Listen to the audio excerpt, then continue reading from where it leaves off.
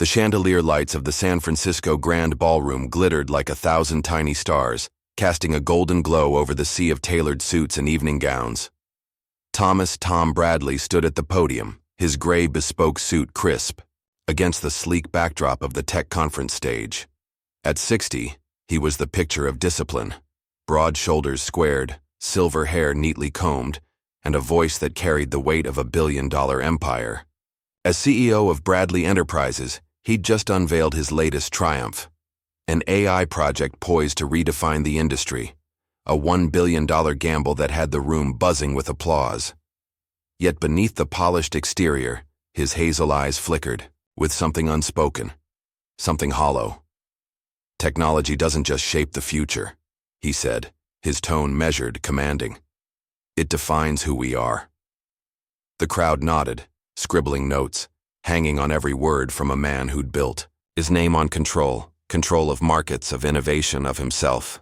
But as the applause swelled, a young assistant slipped through the throng and handed him an old weathered envelope. No return address, just his name scrawled in faded ink, Tom Bradley. He tucked it into his pocket without a second glance, his face a mask of calm. The lights dimmed for the next speaker, and he stepped off stage, the weight of the envelope pressing against his chest like a stone. Backstage, in the quiet hum of a private lounge, Tom sank into a leather chair, the distant murmur of the conference, fading behind thick velvet curtains. He pulled the envelope free, his fingers tracing its edges, rough, worn, as if it had traveled decades to reach him.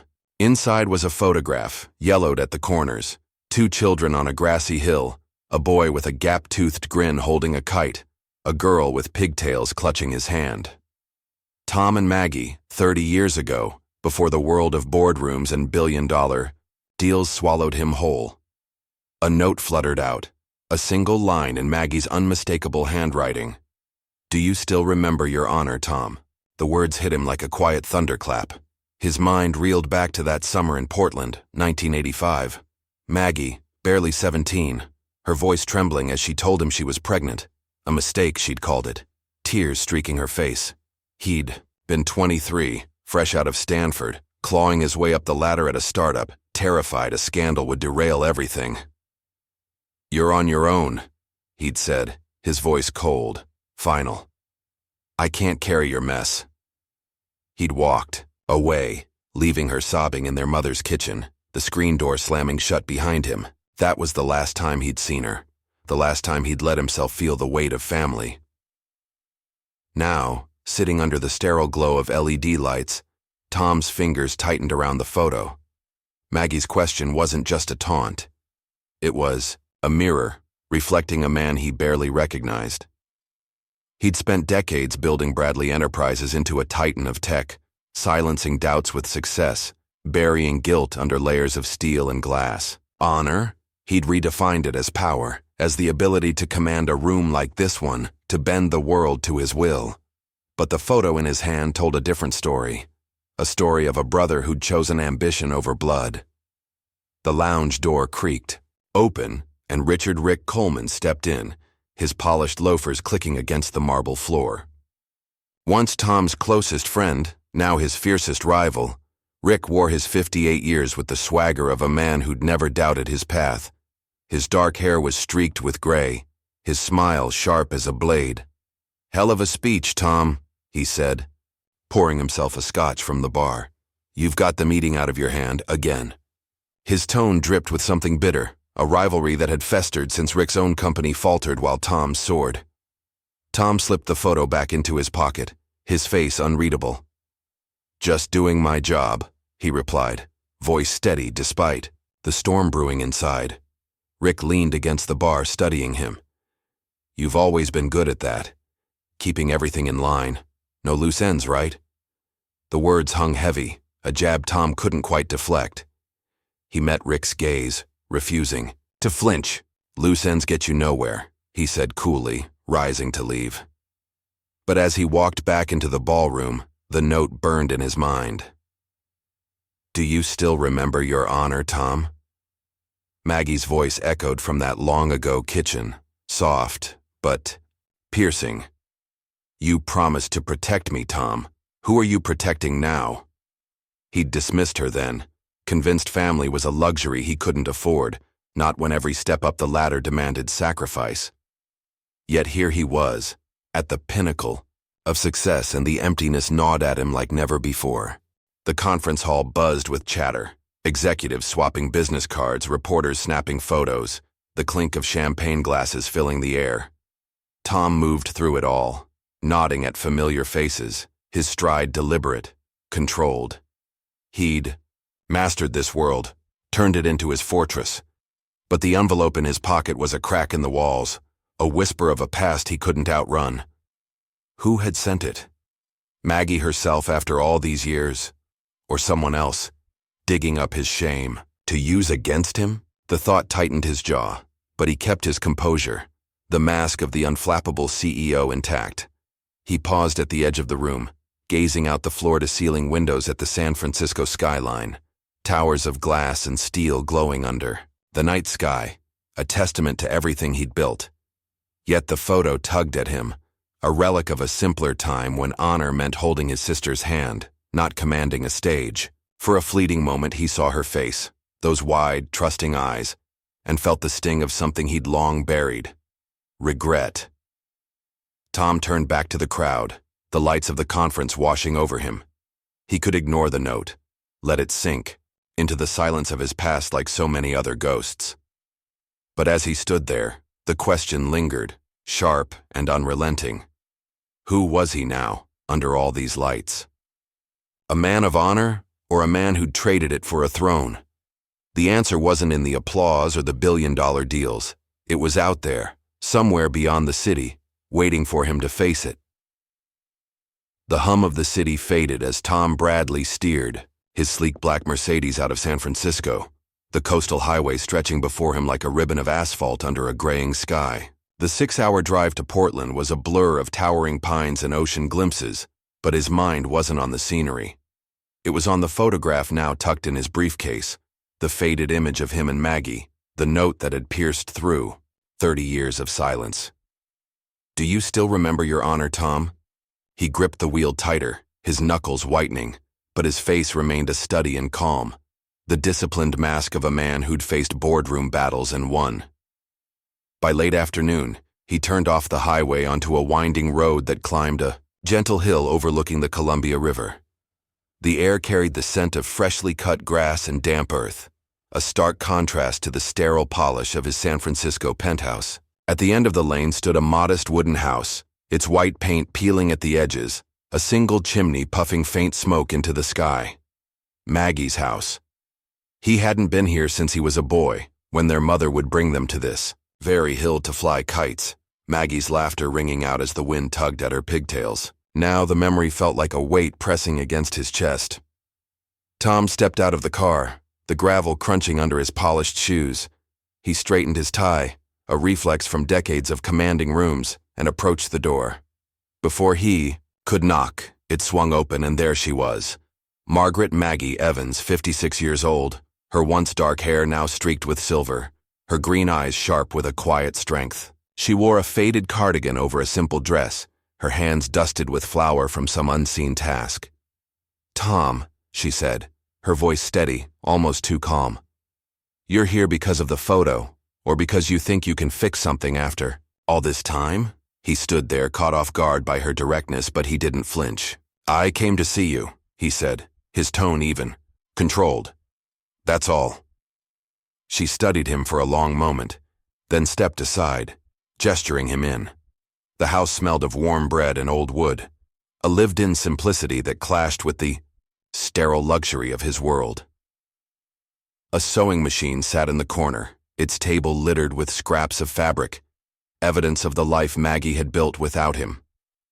Before he could speak, a young man emerged from the back room, his broad shoulders filling the doorway.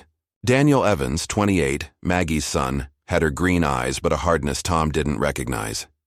His flannel shirt was rolled up to the elbows, hands smudged with grease from some mechanical work. So you're the big shot uncle, Daniel said, his voice low, edged with something sharp. I don't have family who show up after 30 years. What do you want? Tom met his gaze, his expression unyielding.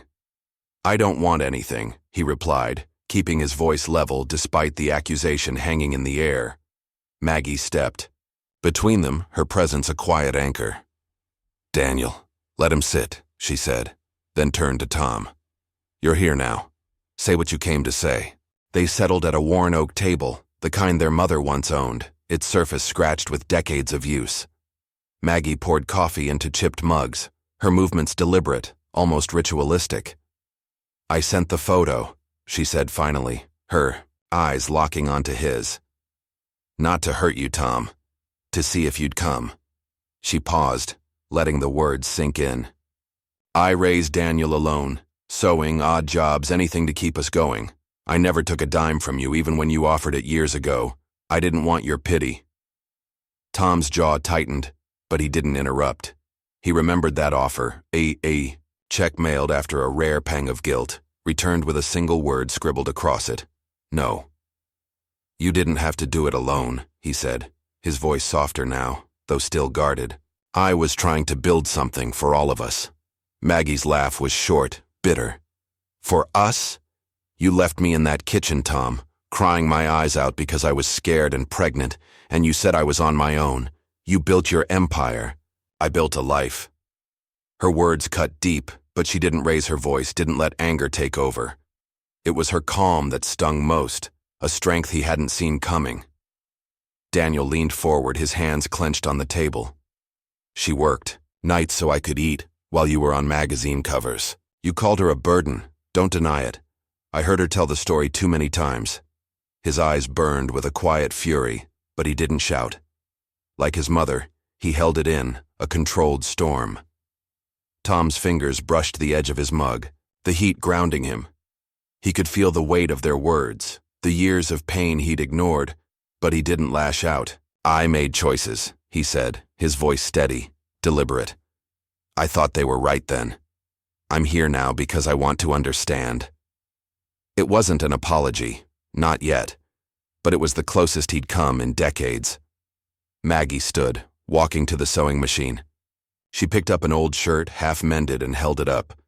"You wore this the last time we saw each other," she said, her voice softening. "I kept it, patched it over the years. Silly, maybe, but it reminded me of the brother I used to have." She set it down, turning back to him. "You've got your answers, Tom. What you do next is up to you." The room fell silent, save for the ticking of a clock on the wall. Tom looked at the shirt, the faded blue fabric a relic of a promise he'd broken. To protect her, to be there. His hand trembled slightly as he touched it, but he pulled back, standing with the same measured grace he'd carried into boardrooms. "Thank you for seeing me," he said, his tone firm yet tinged with something raw. He nodded to Daniel, then Maggie, and walked out, the gravel crunching underfoot again. Outside, the wind carried the scent of the hill, stirring memories he couldn't shake. Maggie's words echoed. "I didn't want your pity." Daniel's stare lingered. "You called her a burden." Tom climbed into his car, the photo still in his briefcase, a quiet challenge he couldn't ignore. He'd come seeking answers, but what he'd found was a mirror, one he wasn't ready to face. Not yet. The engine roared to life and he drove off, the house shrinking in his rearview mirror, but its weight stayed with him, heavy and unshakable. The San Francisco skyline glittered beyond the floor-to-ceiling windows of Bradley Enterprises headquarters, a fortress of glass and steel perched atop the city's financial district. Tom Bradley sat at his desk on the 40th floor, the polished mahogany surface reflecting the cold glow of a desk lamp. It had been 3 days since his visit to Maggie's house by the hill, 3 days since her words, "You built your empire. I built a life," had lodged in his chest like a splinter he couldn't pull free.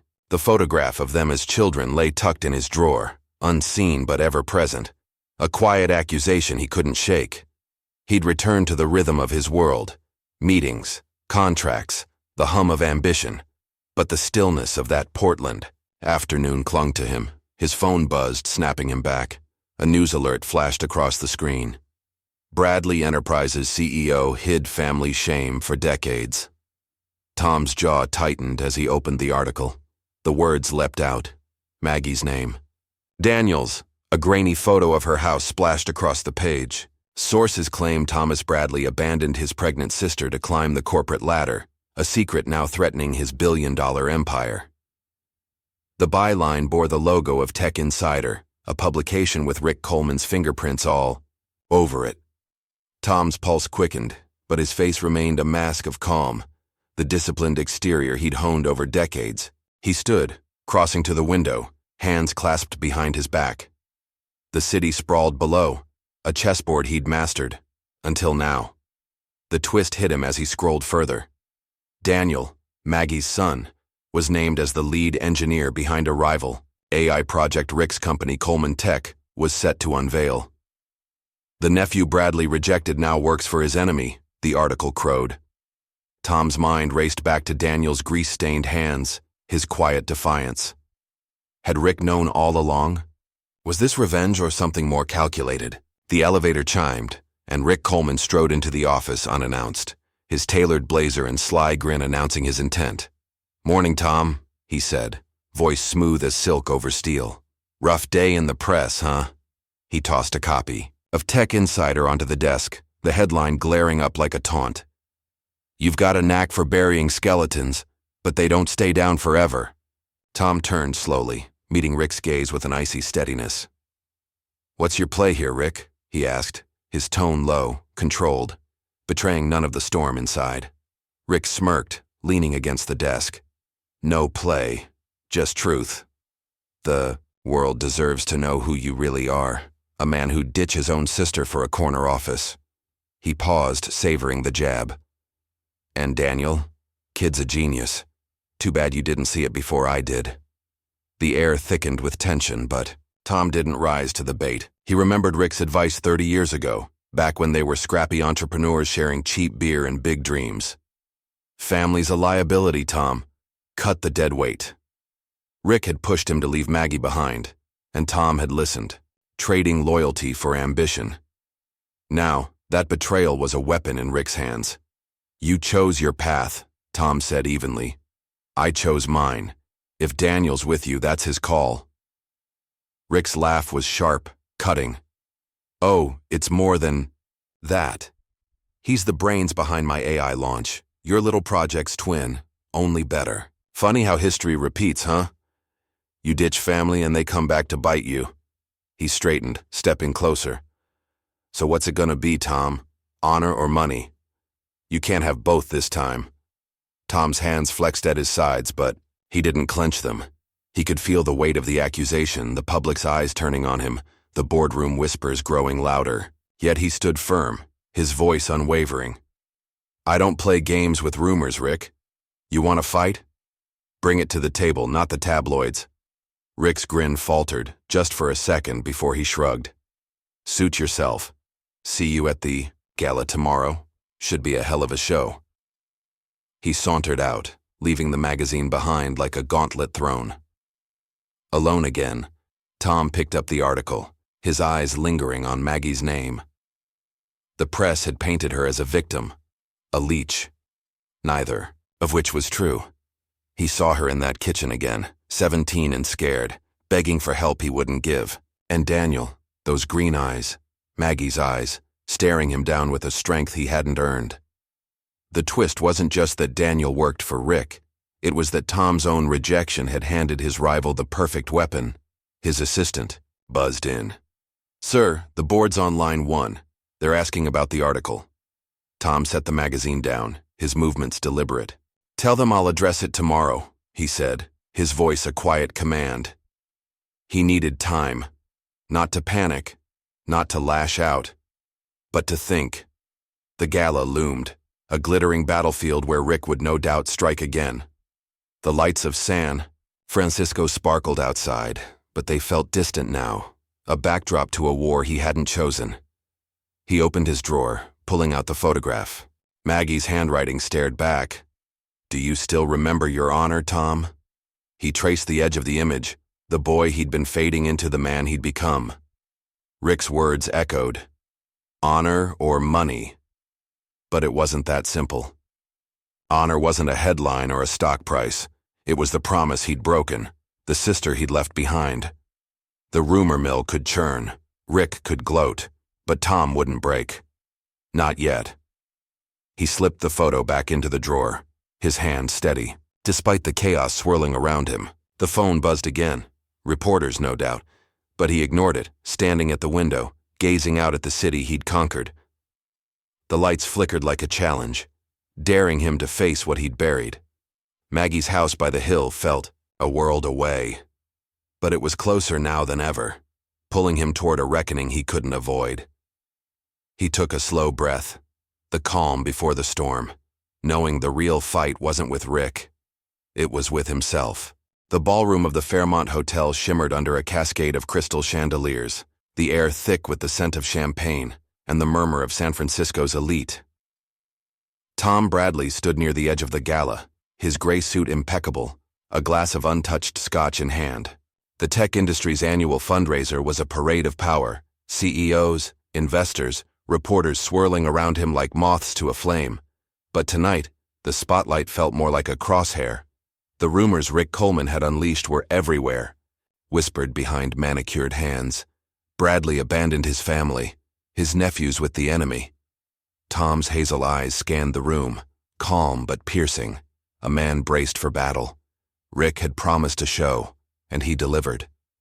Across the room, he held court with a cluster of board members from Bradley Enterprises, his laugh cutting through the din. Tom's assistant had warned him earlier. Rick had unearthed old letters, private notes Tom had sent decades ago, dismissing Maggie as a liability. "She's a mistake I can't fix," one read, a line scrawled in the heat of youthful ambition. Now, Rick was dangling them like a noose, threatening to leak them to the press unless Tom stepped back from the AI project. The board was nervous, stock prices were wobbling. Honor or money, Rick had taunted. Tonight, Tom would have to choose. He set his glass down, the clink against the table a quiet resolve, and drove back to Portland under the cover of dusk. The Fairmont's lights faded in his rearview mirror, replaced by the shadowed outline of Maggie's hill. He needed to see her before the storm broke, not for forgiveness, not yet, but for clarity. The gravel crunched under his tires as he pulled up to her house, the porch light casting a soft glow over the peeling paint. Maggie answered his knock, her cardigan pulled tight against the evening chill. "Twice in a week," she said, her voice steady but wary. "What's wrong, Tom?" He stepped inside, the warmth of her home wrapping around him like a memory. "Rick's dragging you into this," he said, his tone low, controlled.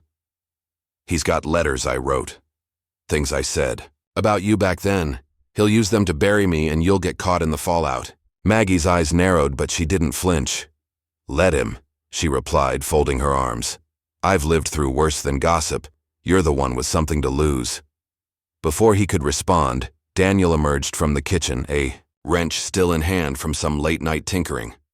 "You're back," he said, his green eyes cold. "What's it this time? Damage control?" Tom met his stare unflinching. "It's about your mother," he said. "And you. Rick's using you both against me. I need to know where you stand." Daniel's jaw tightened, but his voice stayed even. "I worked for Rick because he saw what you didn't, my worth. But I quit yesterday. I won't let him hurt Mom to get to you." The words hung heavy, a lifeline Tom hadn't expected. Maggie stepped closer, her presence a quiet force. "You don't get to waltz in here and fix us, Tom," she said. "You left. I don't need your apology. I need you to stop running." Her words stung, but Tom didn't lash out. He could feel the weight of 30 years pressing down, the kitchen where he'd walked away, the letters he'd written in arrogance. "I'm not running," he said, his voice firm yet raw. "Not this time." He turned to leave but paused, glancing at the sewing machine in the corner. A half-mended shirt lay there, the one Maggie had shown him days ago. He walked over, his fingers brushing the fabric, and sat beside her on the worn couch. "Let me help," he said, picking up a spool of thread. Maggie raised an eyebrow but handed him a needle. For a moment, they worked in silence, her steady, hands guiding his clumsy ones, the soft rhythm of stitching filling the room. It was the first time in decades they'd shared a task, a fleeting echo of the brother and sister they'd once been. "You're terrible at this," she said. a faint smile breaking through. Tom chuckled, the sound low and unguarded. "I've had worse failures," he replied, meeting her gaze. The moment shattered as his phone buzzed. His assistant, urgent. "The board's meeting now. Rick's there. You need to come back." Tom stood, the needle still in his hand, and drove back to San Francisco, the night swallowing the hill behind him. The boardroom was a stark contrast to Maggie's house. Cold white walls, a long table, lined with grim faces under fluorescent lights. Rick sat at the far end, the letters spread out like evidence in a trial. "Tom's a liability," he said, his voice dripping with mock concern. "Step down, or these go public tomorrow." The board turned to Tom, expectant. He could feel the pressure, years of work teetering on the edge, his reputation in the balance. But Maggie's words echoed, "Stop running." Daniel's defiance lingered. "I won't let him hurt Mom." Tom took a slow breath, his hand steady as he stepped forward. "Those letters are mine," he said, his voice clear, unshaken. "I wrote them. I was wrong. Maggie's my sister and I failed her. If that cost me this chair, so be it. But I won't let you twist her life into your game, Rick." A murmur rippled through the room. Rick's smirk faltered, caught off guard by the admission. Tom turned to the board. "You want my resignation? Vote on it. I'll face the consequences, but not at her expense." He walked out, the door closing behind him with a soft thud, leaving silence in his wake. Outside, the city lights stretched endless and bright. But Tom's mind was back on that hill, threading a needle beside Maggie. He'd faced Rick's taunts, the board's judgment, without raising his voice or losing control. It wasn't a victory, not yet, but it was a stand, a crack in the armor he'd worn too long. The test of honor wasn't over, but for the first time, he felt the stirrings of something he'd forgotten, the strength to fight for more than himself.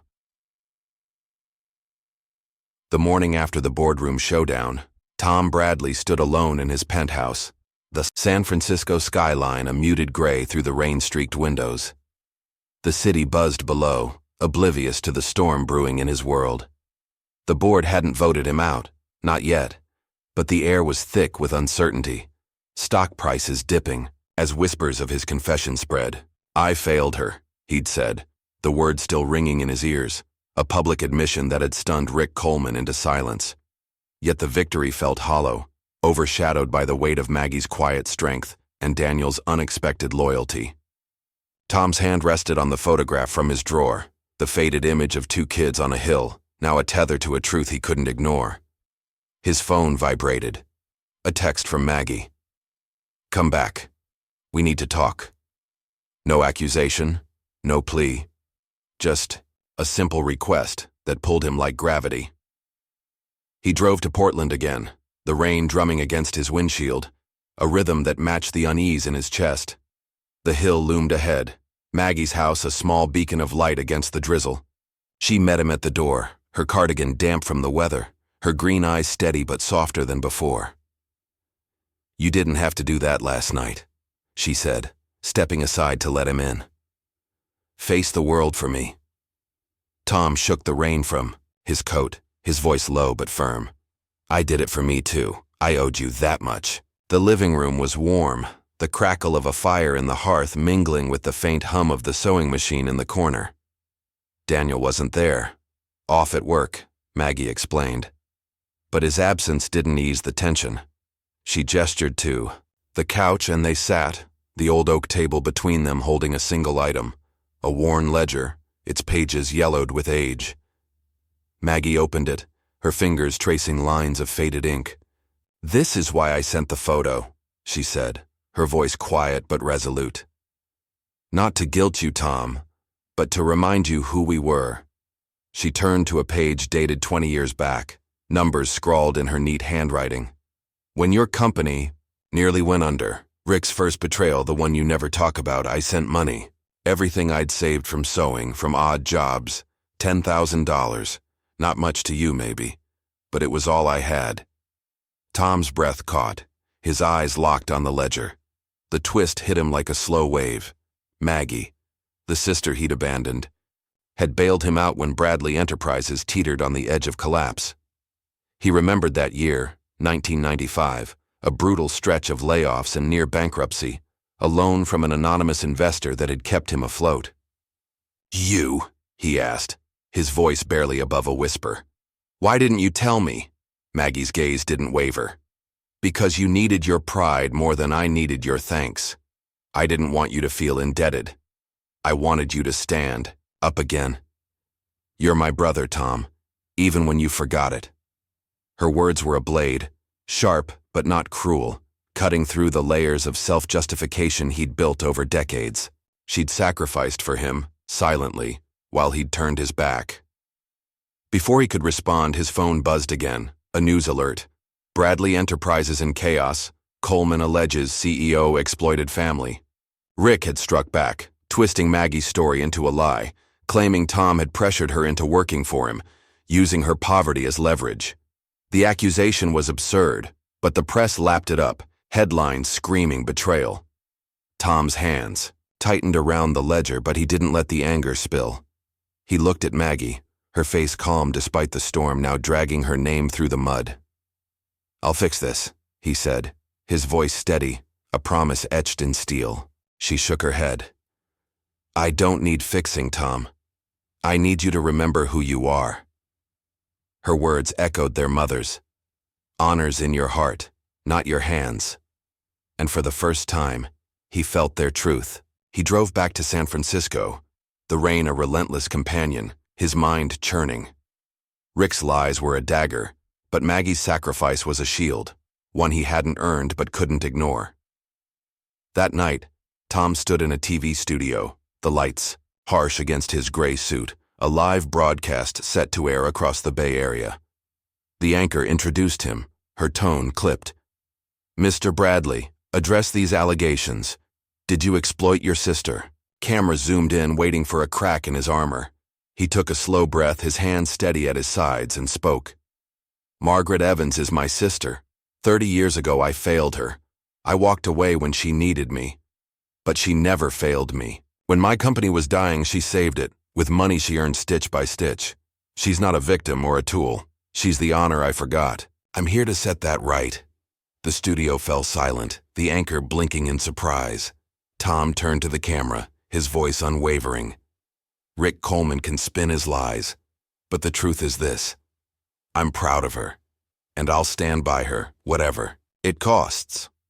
He walked off set, the lights fading behind him, his steps deliberate. Back at Bradley Enterprises, his assistant met him with grim news. The boards rattled, stocks down 10%. They want a meeting. Tom nodded, his face a mask of calm. "Let them meet," he said, his tone resolute. He'd faced Rick's taunts, the press's glare, and his own guilt without breaking. Not with anger, not with desperation, but with a quiet strength he hadn't known he had. Maggie's ledger sat in his briefcase, a testament to her dignity, a mirror to his shame. He'd lost ground in the corporate game, but he'd gained something else, a foothold on the man he wanted to be. Outside, the rain had stopped, the city lights piercing the night like stars. Tom stood at his office window, the ledger open on his desk. Maggie's sacrifice wasn't just money, it was a lifeline, a chance he'd squandered until now. The fight wasn't over, but for the first time, he felt ready, not for Rick, not for the board, but for the sister who'd never given up on him. The courtroom on Market Street was a stark, antiseptic box. White walls, polished wood benches, and fluorescent lights that buzzed faintly overhead. Tom Bradley sat at the defendant's table, his gray suit pressed but his shoulders taut, the weight of the past week bearing down like a physical force. Rick Coleman's lawsuit had landed with brutal precision, a claim that Bradley Enterprises' AI project infringed on Coleman Tech's intellectual property, with Daniel, Tom's nephew, as the alleged linchpin. The charge was flimsy, but Rick had twisted it into a narrative of betrayal. Tom Bradley discarded family, then stole their talent. The press swarmed outside, cameras flashing through the windows, their lights a relentless glare. Tom's board had convened an emergency meeting the night before, their voices sharp with panic. "Step down, Tom," one had urged, his tie loosened in frustration. "The stock's tanking, 15% since your TV stunt. Rick's got the upper hand." Another had waved a tablet, headlines screaming, "CEO's family ties threaten empire." But Tom had stood firm, his voice low, unshaken. "I won't run from this," he'd said, "not again." Now, in the courtroom, he faced the consequences, his hands clasped on the table, steady despite the chaos. Rick sat across the aisle, his tailored blazer and smug grin a stark contrast to the tension radiating from Tom's legal team. The judge, a stern woman with silver hair, called the room to order, her gavel a sharp crack. Rick's lawyer rose, his voice smooth as he laid out the case. Mr. Bradley not only abandoned his nephew, but exploited his genius when it suited him. Daniel Evans designed our AI. Tom stole it to save his sinking ship. A murmur rippled. Through the gallery, reporters scribbling furiously. Tom's attorney countered, presenting Daniel's resignation letter from Coleman Tech, dated days before the gala. But Rick leaned forward, his eyes glinting as he took the stand. "Tom's a master of control," he said, his tone dripping with venom. He ditched Maggie, ignored Daniel, then swooped in when he saw the kid's potential. "This isn't about family, it's about greed." He smirked, meeting Tom's gaze. "Tell us, Tom, where's your honor now?" The room held its breath, waiting for Tom to crack. He could feel the sting of Rick's words, the decades of rivalry boiling down to this moment. Memories flashed. Maggie's ledger, her quiet sacrifice, Daniel's defiance in her kitchen. His hands flexed, but he didn't clench them. He rose when called, his steps measured, his face a mask of calm under the courtroom lights. "I failed my sister," he said, his voice clear, deliberate. 30 years ago, I walked away when she needed me. Rick's right about that. I was wrong. But I didn't steal from Daniel. He's family, and I've spent too long not seeing it. A hush fell over the gallery. Rick's lawyer pounced. "So you admit negligence? Why should we trust your motives now?" Tom turned to the judge, then the room, his eyes steady. "I don't expect trust," he said. "I expect accountability. Daniel quit Rick's company on his own. He chose his mother over this circus. I'm here to face what I've done, not to fight over scraps." The judge's brow furrowed, but before she could respond, Daniel stood from the back of the room, his flannel shirt out of place, among the suits. "He's telling the truth," he said, his voice firm, cutting through the murmurs. "I left Coleman Tech because Rick wanted to use me to hurt Mom. Tom didn't ask me for anything. I came to him." He met Tom's gaze, a flicker of something. Respect, maybe, passing between them. "He's not the man he was." Rick's face darkened, but he didn't interrupt. The judge called a recess, and Tom stepped outside, the cold air a relief after the stifling courtroom. Reporters surged forward, shouting questions.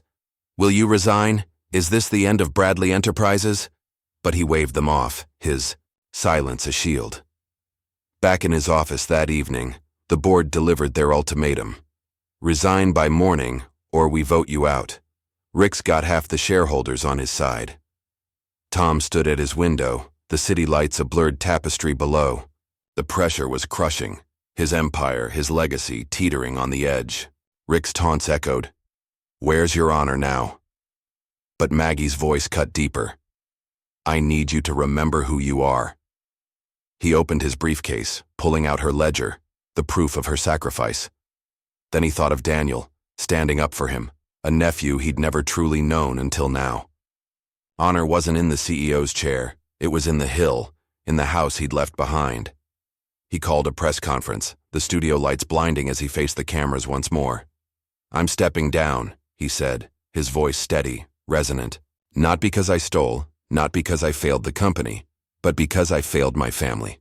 Bradley Enterprises will survive without me. My sister and nephew deserve more than I've given. That's where my honor lies." He paused, letting the words settle. "Rick can have his victory. I'm done chasing shadows." The room erupted. Gasps, questions, the clatter of cameras. But Tom walked off, his head high. Back in his office, he packed a single box, the ledger, the photograph, a few personal files. His assistant hovered, wide-eyed. "You didn't have to do this, sir," she said. Tom smiled faintly, the first real one in weeks. "Yes, I did," he replied, his tone soft but certain. Outside, the rain had returned, streaking the windows of his now former empire. He drove toward Portland, the city fading behind him. The lights of San Francisco had defined him for decades, but they'd never illuminated the man he wanted to be. Maggie's house waited, a quiet promise of something real. He'd faced Rick, the board, the world, without breaking, not with fists or fury, but with a strength forged in surrender. The pressure had tested him, and for the first time he'd passed. The late afternoon sun dipped low over the Portland hills, casting a golden haze across the grassy slope where Maggie's house stood. Tom Bradley pulled up in his Mercedes, the sleek black car looking out of place against the weathered wood and wildflowers that framed her yard. It had been a week since he'd walked away from Bradley Enterprises, a week since the press conference that ended his reign as CEO. The headlines had screamed, "Tech Titan resigns in family scandal," but the noise of San Francisco felt distant now, drowned out by the rustle of leaves and the faint hum of crickets. He stepped out, his suit traded for a simple sweater and jeans, the first time in decades he'd dressed without a boardroom in mind. Maggie was in the garden when he arrived, kneeling among rows of daisies, her hands dark with soil. She glanced up, brushing a strand of silver hair from her face, and nodded toward the house. "You're early," she said, her voice warm but guarded, the tone of someone still testing the waters. Tom carried a small box, his only keepsakes from the office, the photograph, her ledger, a few faded mementos. "Didn't see much point in waiting," he replied, setting it down on the porch steps. "I'm here to stay, if you'll have me." She stood wiping her hands on her apron and studied him for a long moment. "You don't have to prove anything, Tom," she said, her green eyes softening. "Not to me." But he shook his head, a faint smile tugging at his lips. "I'm not proving. I'm learning." He gestured to the garden. "Show me what to do." Maggie handed him a pair of gloves, and they worked side by side, pulling weeds and turning soil in a rhythm that felt both foreign and familiar. The sea. Sun sank lower, painting the hill in shades of amber, and for the first time in years, Tom felt the weight of silence, not the tense hush of a boardroom, but the peace of shared purpose. "You're not bad at this," Maggie said, tossing a clump of dirt aside. "For a city boy." He chuckled, the sound low and unguarded. "I've had worse teachers." Daniel arrived as dusk settled, his truck rumbling up the drive. He climbed out, toolbox in hand, and paused at the sight of Tom kneeling in the dirt. "Didn't expect you back so soon," he said, his tone neutral but curious. Tom stood, brushing soil from his jeans. "I'm not going anywhere," he replied, meeting Daniel's gaze. "Not this time." Daniel nodded, a flicker of something.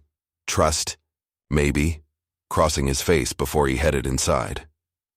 That evening, the three of them sat around Maggie's oak table, a pot of stew simmering on the stove, filling the room with the scent of thyme and warmth. Tom ladled portions into bowls, his movements awkward but earnest, a man unaccustomed to such simple acts. "You're a terrible cook," Maggie teased, taking a sip. "But it's edible." Daniel smirked, the first crack in his guarded demeanor. "Better than Mom's first try at stew," he said, earning a playful swat from her. The meal stretched into quiet conversation. Daniel talking about a bridge project he was engineering, Maggie recounting a customer's odd sewing request. Tom listened, soaking in their lives, the pieces he'd missed. Then Maggie reached into a drawer, pulling out a folded blue shirt, the one she'd mended, the one he'd worn the day he left her. "Finished it," she said, handing it to him. "Thought you might need something to wear around here." Tom took it, his fingers tracing the careful stitches, each one a testament to her patience. "Thanks," he said, his voice thick, softer than he'd meant. He slipped it on over his sweater, the fabric soft against his skin, a fit that felt like coming home. "Looks good," Daniel said, a rare grin breaking through. "You might pass for a local yet." Later, Tom stepped outside, the night air, cool against his face. He walked to the edge of the hill, gazing out at the river glinting under the stars. Maggie joined him, her presence a quiet comfort. "I'm starting a fund," he said, his tone steady. "In Mom's name, for kids like Daniel, ones who need a chance. He'll run it." Maggie's eyes widened, then softened. "She'd like that," she said. "But you don't have to buy your way back, Tom." "I'm not," he replied, turning to her. "I'm giving what I should have given then. Time. Care. You taught me that." She nodded, a tear glistening in the moonlight, but she didn't brush it away. "You're stubborn," she said, a smile tugging at her lips.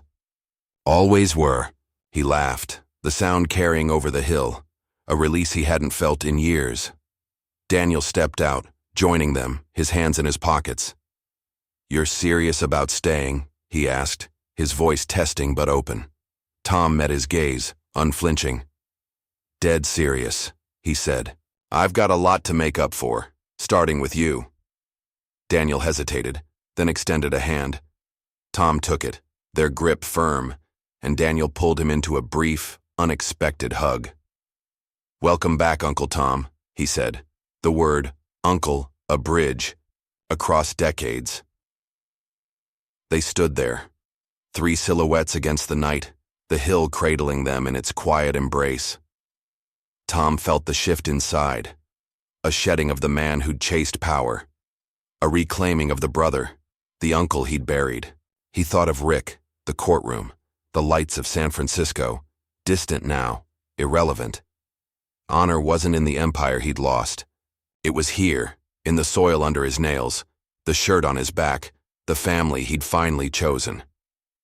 Back inside, Maggie lit a lamp, its glow spilling over the table where the ledger still sat. "You don't need this anymore," she said, sliding it toward him. "Keep it as a reminder, not of what you owe, but of what you've found." Tom nodded, tucking it into his box. He'd left the lights of the city behind, but here, under this softer glow, he saw clearly for the first time. The hill wasn't just a place, it was a promise, one he'd keep with every step forward. The evening air over the Portland Hill carried a crisp bite, the first whisper of autumn threading through the trees. Maggie's backyard glowed with the soft flicker of paper lanterns, strung between the oaks by Daniel's steady hands. Tom Bradley stood at the edge of the makeshift gathering, his blue shirt, the one Maggie had mended, rolled up at the sleeves, a tray of steaming cider mugs balanced in his grip. A week had passed since he'd settled into the house down the lane, a modest rental he'd chosen over the penthouse he'd left behind. Tonight wasn't a gala or a board meeting. It was a family night, a quiet celebration of something he'd spent decades searching for without knowing it. Neighbors mingled with Maggie's friends, their laughter blending with the strum of a guitar from a local kid Daniel had roped into playing. Maggie moved through the crowd, her cardigan swapped for a rare floral dress, her silver hair catching the lantern light. She paused by Tom, taking a mug from the tray. "You didn't have to do all this," she said, her voice warm, a smile tugging at her lips. "It's just us." Tom set the tray down, his hazel eyes meeting hers. "That's why I did it," he replied, his tone soft but certain. "Just us is enough." He'd spent the day helping Daniel build a fire pit, chopping wood until his hands blistered, a far cry from the polished desks of San Francisco. The ache felt good, grounding, a reminder of the life he'd chosen over the one he'd lost. Daniel approached, his flannel jacket dusted with sawdust, a stack of flyers in hand. "The fund's official," he said, handing one to Tom. The Ellen Bradley Foundation, named for their mother, promised scholarships for kids like Daniel, ones with talent but no means. "First round opens next month. You sure you're okay with me running it?" Tom nodded, a faint pride in his gaze. "Couldn't think of anyone better," he said. "It's your show now." The night deepened, the lanterns casting a golden glow over the hill. Tom took the guitar from the kid, surprising Maggie with a rusty rendition of Wildwood Flower, a tune their mother used to hum. His fingers fumbled the chords, But the crowd clapped anyway, Daniel's grin breaking through his usual reserve. "Not bad, Uncle Tom," he called, the title now a fixture, a bridge rebuilt. Maggie joined in, her voice soft but clear. And for a moment the years melted away. Two siblings under the stars, tethered by a melody older than their wounds. As the guests thinned, Tom stepped to the fire pit, the flames crackling against the night. He'd invited a local reporter, a young woman with a notepad, not for headlines, but for truth. "I owe you a statement," he said, his voice steady as she scribbled. "I walked away from Bradley Enterprises because I'd walked away from something bigger. My family. Maggie and Daniel taught me what honor really means. It's not in a title or a bank account. It's in the people you stand by. I'm here to thank them, and to live that lesson." The reporter nodded, her pen pausing. "And Rick Coleman?" she asked. Tom's jaw tightened, but he didn't flinch. "He won his game," he said simply. "I won something else." She, left with a quiet, "Good luck," and Tom turned back to the fire, the weight of San Francisco slipping further into the past. Word had trickled in. Rick's AI launch had faltered, his company scrambling as investors pulled back. Victory by default, perhaps, but Tom didn't care. His fight was over. Maggie joined him, a blanket draped over her shoulders. "You meant that?" she asked, nodding toward the reporter's retreating figure. "Every word," Tom replied, his gaze on the flames. "I spent 30 years chasing shadows. You and Daniel were the light I didn't see." She handed him the blanket's edge, and they sat, the warmth of the fire seeping into their bones. "You're stubborn," she said, echoing her words, from days before. "But I'm glad." Daniel dropped onto the grass beside them, stretching out with a contented sigh. "You're stuck with us now," he said, his tone light but firm. "No takebacks." Tom chuckled, the sound deep and free. "Wouldn't dream of it," he replied, his hand resting briefly on Daniel's shoulder, a gesture small but heavy with meaning. The last guests drifted off, leaving the hill quiet save for the fire's soft pop. Tom walked to the porch, retrieving a notebook from his box, the ledger now joined by a letter he'd written that afternoon. He sat under the glow of a single lamp, its light spilling over the page as he read aloud to Maggie and Daniel. "Dear Mom, I lost my way for a long time. Thought honor was in the lights of the city, the deals I made. But you knew. It's here. In the hill, in the family I forgot. Maggie saved me once and now she saved me again. Daniel's carrying your name forward. I've found my dignity, late but real. Rest easy, I'm home." He folded the letter, tucking it into the ledger, and handed it to Maggie. "Keep this," he said. "Not as a debt, but as a promise." She took it, her fingers brushing his, a tear glistening but unspoken. "You're enough, Tom," she said, her voice a whisper. "You always were." They sat there, the three of them, under the last light of the night. The lanterns swayed gently, their glow a quiet testament to a bond reclaimed. Tom looked out at the river, its surface catching the stars, and felt a peace he hadn't known he'd lost. San Francisco's lights had faded, Rick's taunts silenced, the empire a memory. Here, on this hill, he'd built something stronger, not with money or power, but with time, with care, with the family he'd finally honored. The fire burned low, and Tom leaned back, Maggie's blanket warm around him. "Good night," he said, the words simple but full. Daniel nodded, Maggie smiled, and the hill held them close, a family not just mended, but made anew. Under these softer lights, Tom Bradley was no longer a titan. He was a brother, an uncle, a man who'd found his way home.